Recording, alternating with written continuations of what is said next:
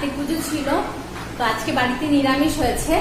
নিরামিষ আলুর দম করেছি পুরো একদম কাজু বাদাম আর চারমগজ জিরে বাটা দিয়ে। আর সাথে করেছি হচ্ছে লুচি,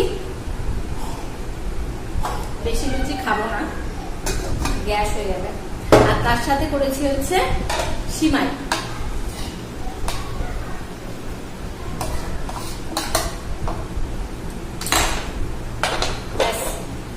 জিনিসই করেছি।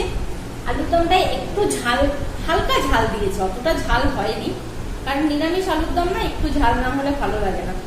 দেখি আমি খেয়ে, সবাই তো খেয়ে বললো ভালো হয়েছে। আমি এইভাবেই প্রথম আলুর দম রান্না করলাম।